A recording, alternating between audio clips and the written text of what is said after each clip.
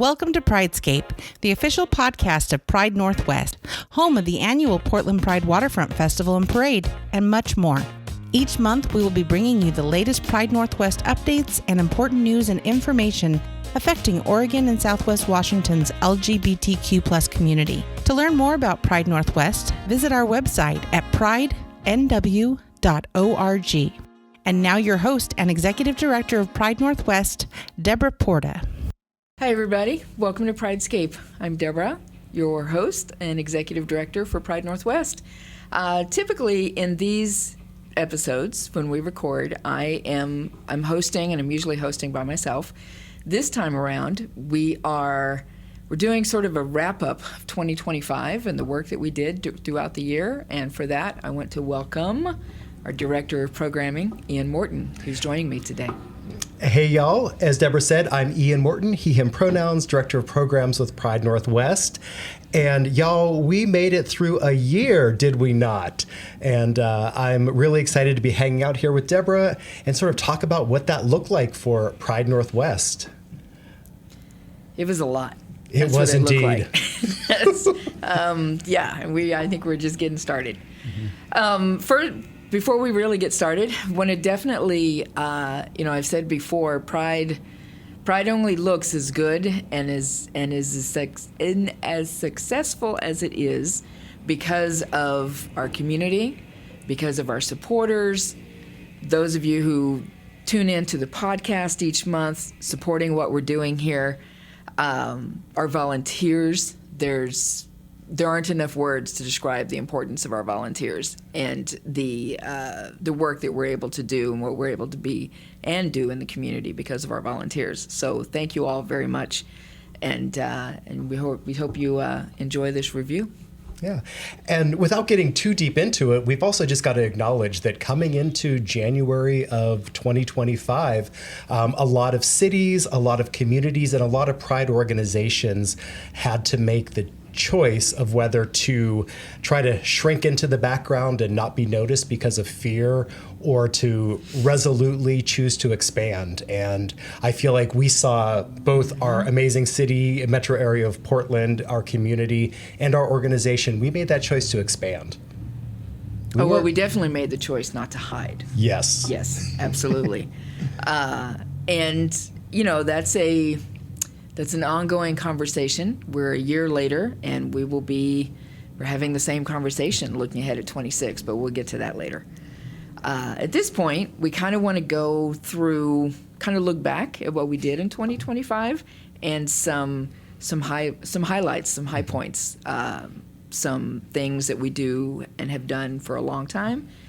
We have new partnerships, we have long-term partnerships, we have events that we always do, we have events that we've begun to do, and we just kind of want to do a review.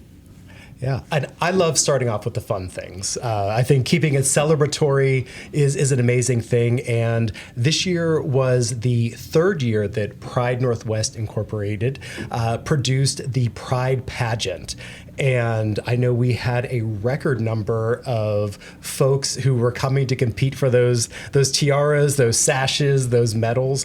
And it's so important to have these individuals, these community leaders who are showing up as the face of Pride. Debra and I do what we can, but we're not necessarily coiffed and entertainment ready like some of our title holders are. What do you think, Debra? Do you have fun this year?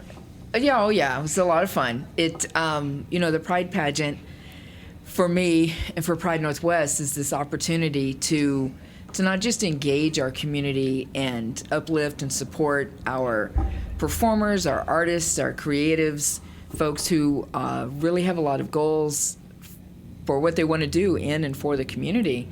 But it's one of the best experiences that I have seen us bring forth in celebrating the fullness of our community and creating a space that is just, second only to Pride, really, around being able to be in community together, to be joyful together, to look at what's possible together and sort of let the creativeness flow. I think there's a lot of opportunity in the pageant, not just for Pride Northwest in being able to continue bringing those spaces, but in the opportunity that participants have in being part of the Pride Northwest platform and taking their dreams forward, because that's really what it's all about. Absolutely. We're going to be talking in a little bit later in this podcast about the Pride Festival itself, but one of the things that we really leaned into was starting to study and understand what our economic impact looks like for the city and also for partners around the city. And we've really been intentional about trying to move that forward. Pride Northwest is happening 365 days a year, and starting to see some really great partnerships. For those of you who were able to attend the Portland Gear Kickoff Party, which kicked off our amazing official Pride T-shirt, it was great to have them as a partner and be able to have events like that to celebrate in different areas of the city what Pride can look like. And this continues through our different sort of events, like our partnership with the Pride Market at Hotel Zags, where we're bringing other queer vendors into spaces. So that economic uplift for our community is super, super important. And Debra, I know you can speak to that from experience, what it looks like whenever our community thrives and our impact on the city. So I'm going to bounce it right back over to you. Well, this is something, we started talking about really in 2025 because we commissioned the economic impact study at the end of 2024 for that year's Pride. And it was, anecdotally, I've known that Portland Pride has grown and that we have an impact on the city because talk to business owners, talk to the city, just have conversation. But to really see those numbers come together, just really put it in a whole different category. You're talking about a 2-day event, never mind anything else, but a 2-day event, the impact that we have on a portion of the city, not even the full city, is, we're talking $11 million a year, tax revenue of between $3 and $4 million. That's a lot of dollars. And in a time when we cannot and should not take for granted that we're going to be invited into the room, that we're going to be invited to those spaces, it's important to know the impact that our community is having on the larger area, because there's power in that.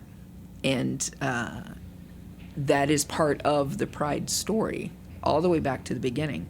And it's important for us to remember that. So this idea of economic impact sounds really tactical. It sounds really, it sort of sounds non-sexy, if you will, because it's not the fun part, but it's the thing that moves our community forward. And it's the thing that we get to bring into the room when we're talking to the people, making decisions that impact all of our lives. So yeah, it's a big component. It's a big deal. Absolutely. And we do look at it in a multitude of ways, what Pride's impact can look like. We've been fortunate that we've been talking with some of our funders and foundations, and we got a definition for ourselves that Pride Northwest is an intermediary organization. And that really becomes meaningful in that we have an amazing platform, we have an amazing audience, and we're able to utilize that platform, utilize our ambassadors, our volunteers, our title holders to really stand up for the community at large, for other organizations. And that really came into play this year. As many folks know, if you've been watching the news, a lot of nonprofits, especially queer nonprofits, were either under fire or just disregarded. And a lot of the work we were able to do around highlighting came through in a really meaningful way. And again, the continuum works. We had one of our amazing title holders who heard the call for issues and potentially one of our queer youth organizations, SMIRC, being left off of the Multnomah County budget this year. So as well as being a part of putting a call out to action to the community, which yielded an amazing response. We also had one of our title holders who was actually our sound engineer today. So we love you, Danner / Carrie OK. Came through and did an amazing fundraiser, raised over $2,000. And that, it just really shows how being at the center of this work allows us to connect folks, whether it's folks that are in the government areas, whether it's our other nonprofits, our community leaders, our influencers. It really all comes down to us rising together. Oh, yeah, absolutely. I mean, our ability to engage with our community, to connect with our community, and this work that we've been doing over these years really came into play when, SMRC was put on the chopping block by the county. And just so the folks understand, an organization like SMRC, which is part of New Avenues for Youth, but the entire program is funded through county dollars. And when the county put together its proposed budget, they completely cut it out. No fanfare, no news, nothing.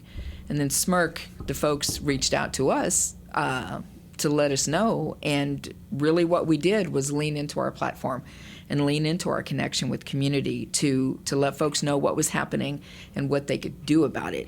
And it was really gratifying to see that whole arc of things play through because SMRC's budget was restored and there was new emphasis and the county couldn't escape the recognition that we cared about our young people and that they were going to need to be supportive of our young people as a big part of this community. So that was kind of a big deal. That was, everyone got engaged at that point, but it was really gratifying to see that come together, and just another reminder again of how easy it is for our community to get left out and to not be in the spaces where we should be, even in this region where we're so much quote unquote better off than we are in other parts of the country and other parts of the state.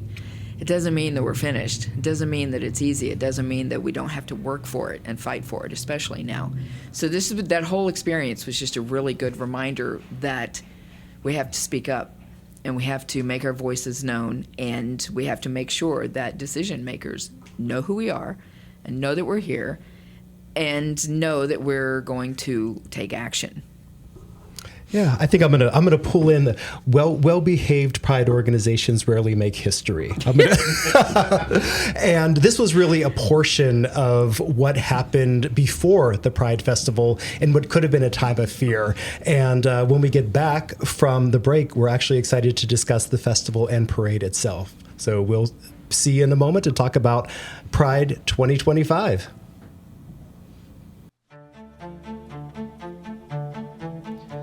Join us in celebrating community at Pride Northwest. As we grow, so do our dreams and aspirations. This year's theme, Made with Pride, represents our journey, crafted by the hands of those who dare to be themselves no matter what. Every donation helps expand our festival, creating a safe space for everyone to express their true selves. When you donate today, not only will you support our mission, but you'll also get your ticket ahead of time, making entry into the festival faster and more efficient. Donate now and let's celebrate Pride together. Visit www.portlandpride.org for more information. Hi, everybody. Welcome back. Again, I am Debra, Executive Director for Pride Northwest. And I'm Ian, Director of Programs. All right. So earlier, we kind of did a review of the first part of last year, 2025. We're recording this in January 26.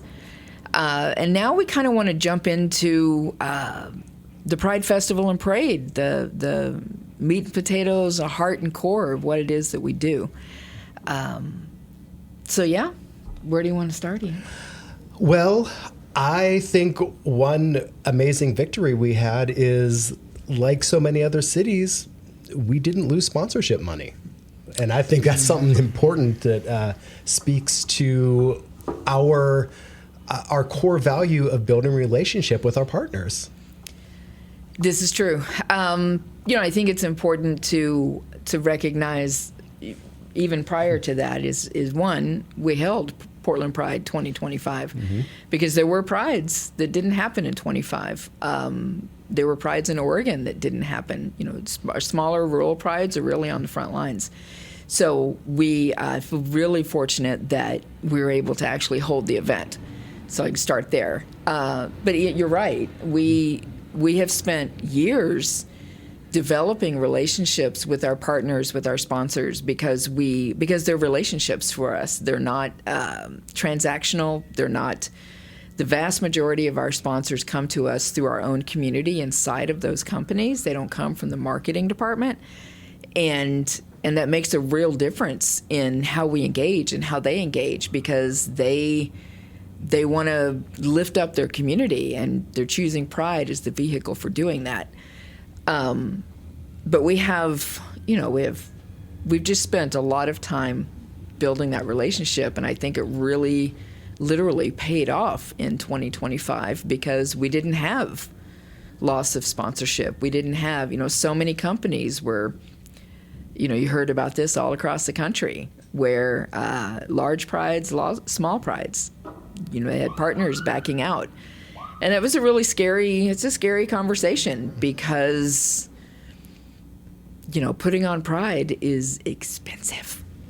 And, the loss of sponsorship, the loss of partners can be really devastating. So I think we're very fortunate.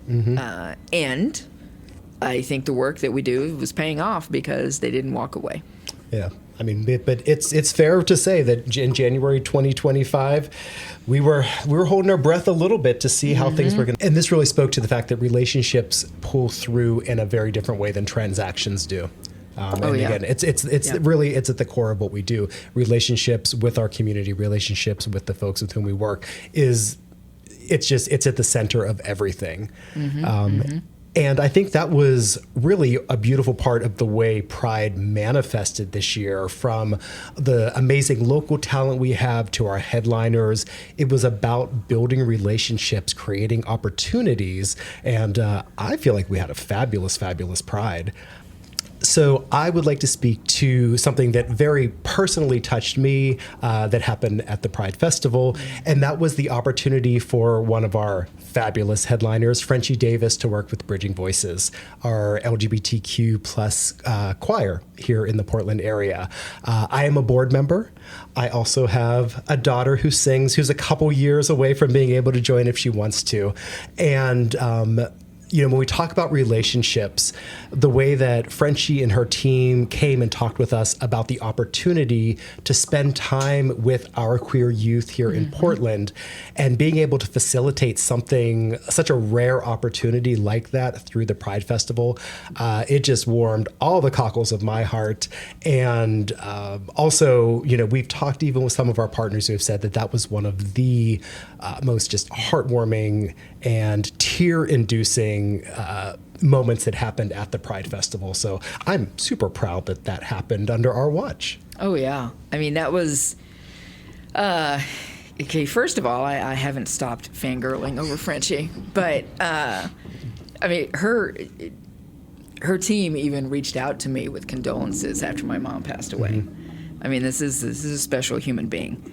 But yeah, just being able to utilize our platform and utilize the Pride Festival, the Pride stage, to create these moments of opportunity. Frenchie with our queer youth, and then you had Landon Sider with our drag kings. It's an elevation in the work that we do that takes it so much more than just being on the stage. It's not just about an artist lineup. It's like, what are we doing with that? What are we doing for that? Who are we inviting to the stage? Where are they taking things in community? And just all of those pieces go into how we prioritize what we're doing. And this year was just really special with both of those being able to come together in the same year, and being able to connect our local direct community to the people that they look up to, that represent what they can aspire to was definitely super special. Yeah, and it's that shared values piece, because a headlining artist could choose to gatekeep themselves from the community, or they could choose to open up that opportunity and engage with others. And being able to have folks on our stage that share those values it's just satisfying. Absolutely. One of the other things that was the second year that we've been able to do this. We partner with, as folks know, one of our core sort of priorities is around supporting and lifting up our housing and food insecure community members. And this is, we have a year-round relationship with Hygiene for All, this local nonprofit organization that is working on dimes and pennies. But last year we reached out to them to. It's the combining really of the quote unquote charitable work of supporting and lifting up our unhoused and housing insecure, food insecure community members, and then connecting it to this economic opportunity model that we're embedding in the way that we do Pride here in Portland. And so this is our second year of engaging with Hygiene for All to bring a whole team of our unhoused, formerly unhoused, housing insecure folks that work through Hygiene for All and some of their partners to come and work at the festival, to come and particularly at the gates and to be part of putting on Pride. And that has gone really, really well because, it's this piece around connecting people to Pride. I still remember, I'm going to try not to ramble, I promise. I still remember several years ago, right after the pandemic, and we did an activation with Gather Make Shelter at the festival, where we provided space for Gather Make Shelter to come in and just activate across the weekend, right? Gather Make Shelter really works with our unhoused community, particularly artists and creatives. And they put on a talent show in the festival. They did all kinds of things through the weekend. And the thing that stood out to me the most was when Dana, their executive director, and I were putting this concept together. She took it back to the folks that she works with and serves, and really their first response was they didn't believe that it was possible because they had assumed that they didn't have a place at Pride. That Pride was only for people that have money or only for those people, right? And that has just really stuck with me almost 4 years later because it's not true. And it's incumbent upon us to take our roots back to Pride. Take our Pride back to its roots. It has always, always been around economic access and just the larger, equity access, the whole piece. But so much of it is really grounded in economic access and stability. So that one is just really, I look forward to seeing where that goes. We integrated, ahead of time trainings, orientations, getting to know folks, creating space for them to get to know us so that because you're talking about a community that in many ways is, I don't have to tell you, I hope, that they're shunned. They're full-on shunned in so many places in this city. So coming into a place like Pride can be a pretty scary experience if they're not familiar with it.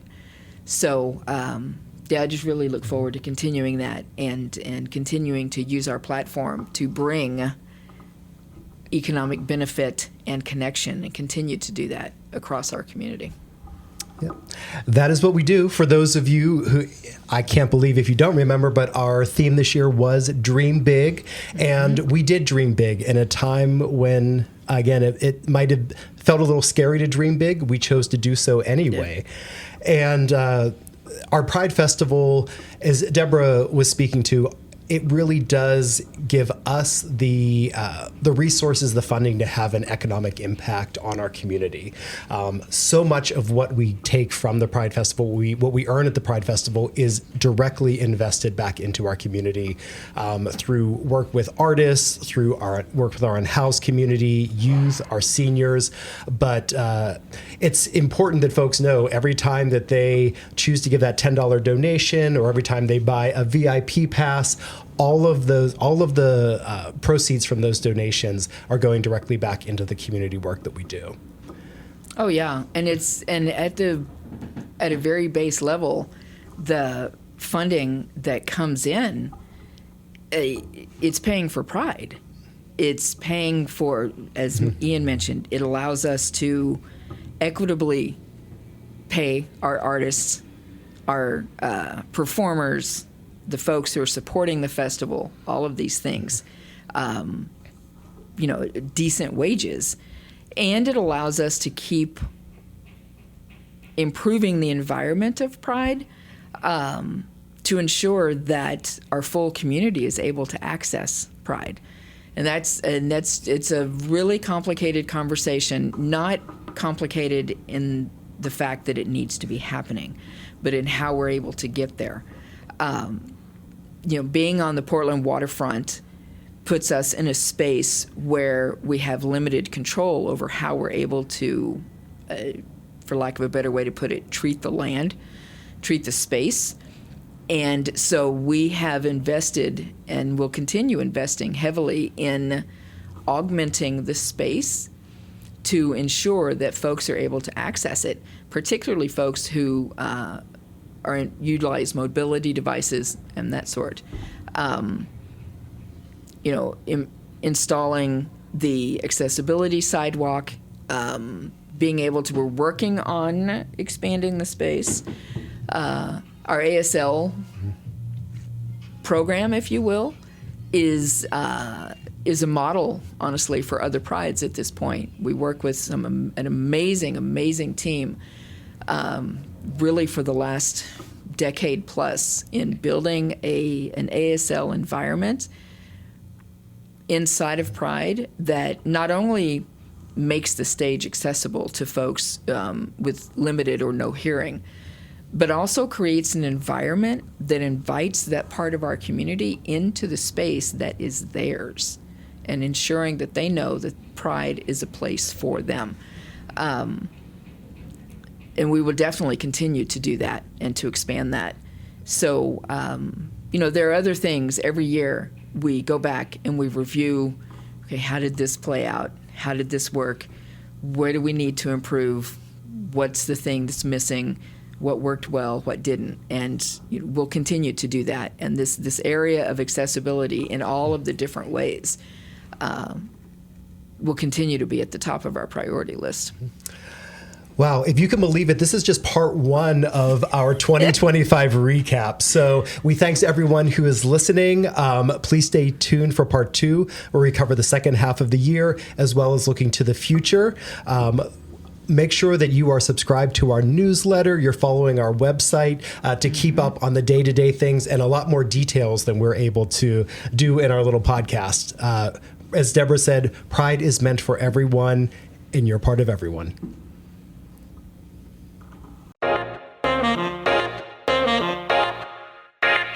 Thank you for listening to PrideScape, the official podcast of Pride Northwest, with Executive Director, podcast producer, and host, Debra Porta. You can find us wherever you listen to podcasts. For more information on what you heard here today and to support the work of Pride Northwest, go to pridenw.org.